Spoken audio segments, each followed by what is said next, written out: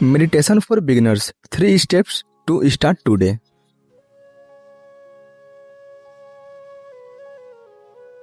समस्त भाई बहनों को प्यार भरा नमस्कार। प्रश्न पूछा जा रहा है, मेडिटेशन का शुरुआती दौर में प्रारंभिक अभ्यासार्थी जो नए मेडिटेशन का अभ्यास कर रहे हैं उनके लिए 3 महत्वपूर्ण बिंदु क्या होनी चाहिए।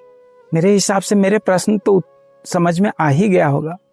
उत्तर समझ में आए चाहे न आए, प्रश्न समझ में आना ये प्रथम कर्तव्य है। पहली बात तो यही है। एनीवे, दुनिया में सबसे कठिन काम है मन पर नियंत्रण करना।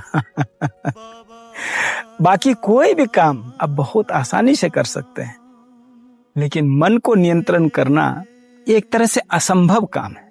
असंभव तो है नहीं, लेकिन असंभव प्रतीत होता है। आप जानते ही, जितने लोग भी मेडिटेशन करते हैं इसका अनुभव सबको है, बताने की जरूरत नहीं।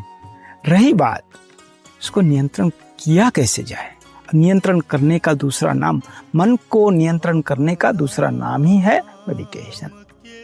इसलिए मेडिटेशन के चरण होना क्या चाहिए, स्टेप्स क्या होनी चाहिए, यही प्रश्न है।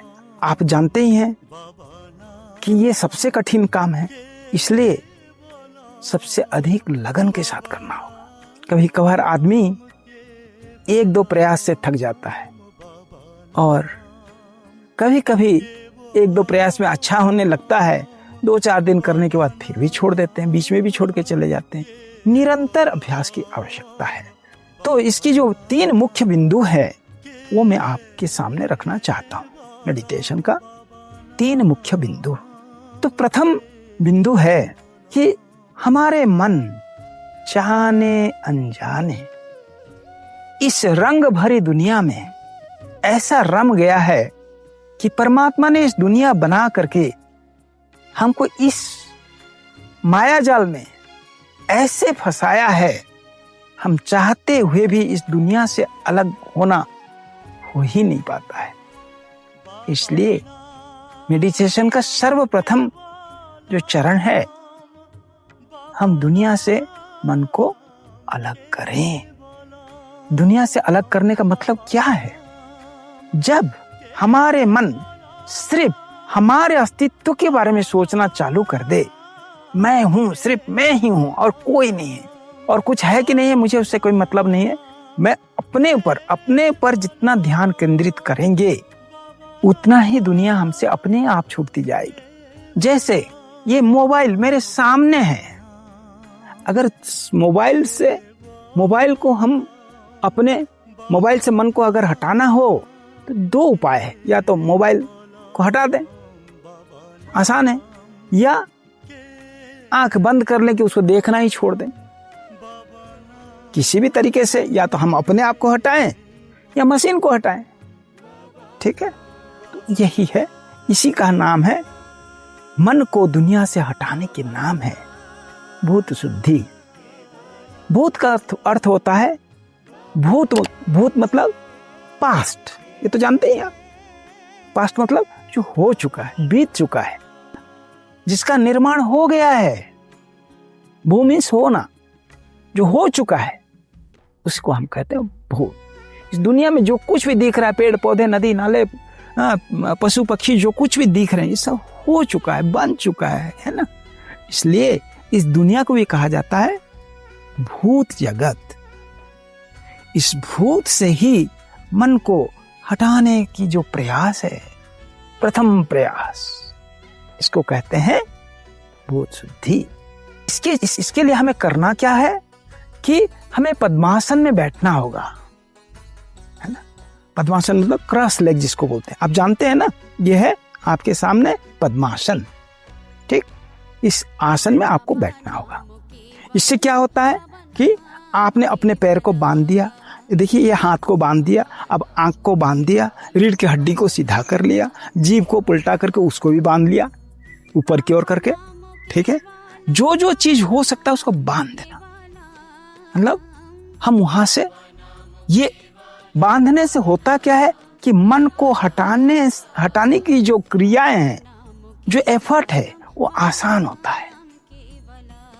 ठीक है, जब तक हाथ पैर हिलता रहेगा, इसके मतलब है कि हम दुनिया से अलग हो नहीं पा रहे हैं। इसलिए ध्यान जगत की प्रथम जो सीढ़ी है, ऐसे आसन में बैठना है कि हमारा मन आसानी से दुनिया से हट सके। इसलिए इसे कहा जाता है पद्मासन। पद्म मतलब जानते हैं कमल। कमल खिलता कहाँ है? कीचड़ में, लेकिन हमेशा कीचड़ के ऊपर रहता है। उसी तरह इस ध्यान के आसन में बैठने से, पद्मासन में, वो गुण, पद्म का गुण अर्थात कमल का गुण हमारे अंदर आ जाता है। मन ऑटोमेटिक ऊपर उठता चला जाता है। इसलिए सर्वप्रथम काम यह है कि हम पद्मासन में बैठेंगे।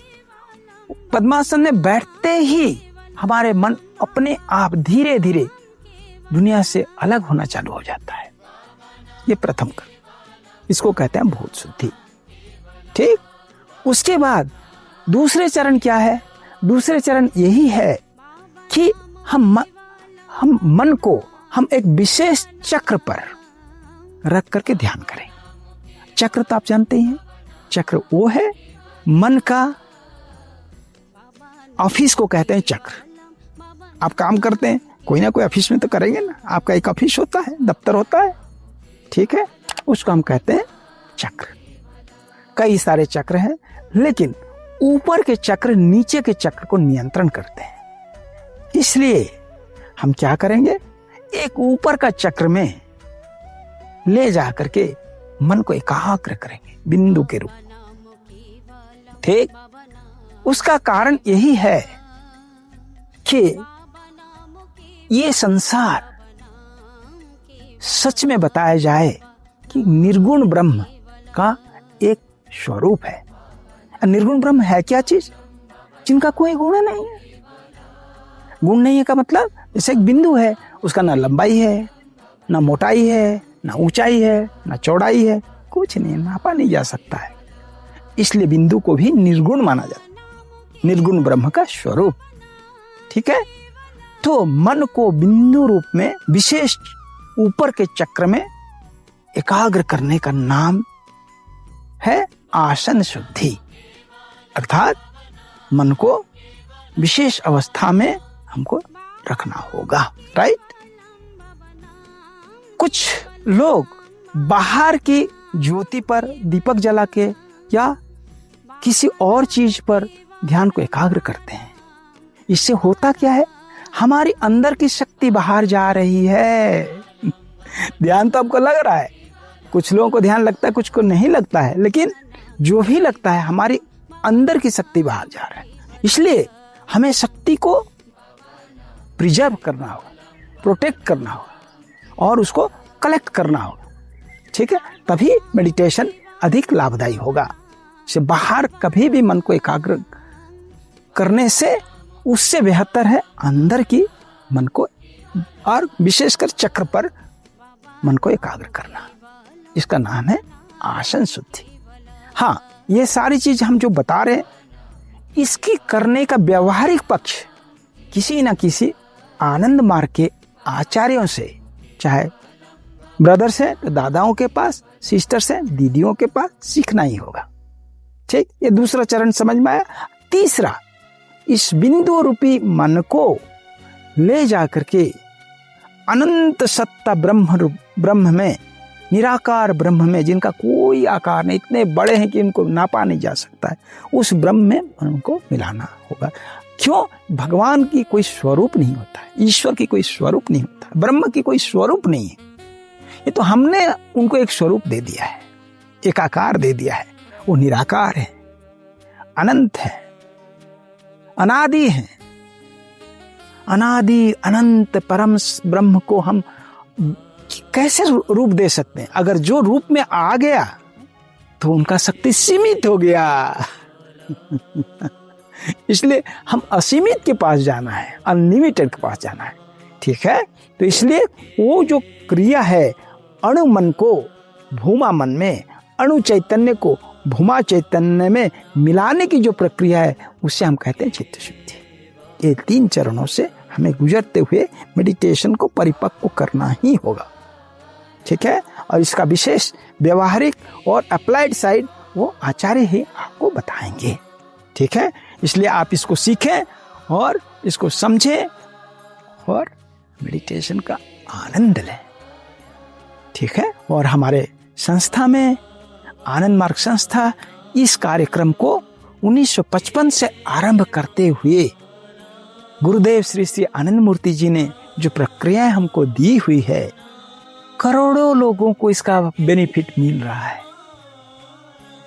हमारे भारत भूमि तो छोड़ ही दीजिए, विदेशों के कोने कोने में लोग बैठ करके सुबह शाम ध्यान लगाते हैं, मेडिटेशन में गोते लगा रहे हैं, वो आनंद ले रहे हैं, ठीक है। तो आप भी इस मेडिटेशन का विशेष आनंद उठाने की सौभाग्य प्राप्त करें। धन्यवाद।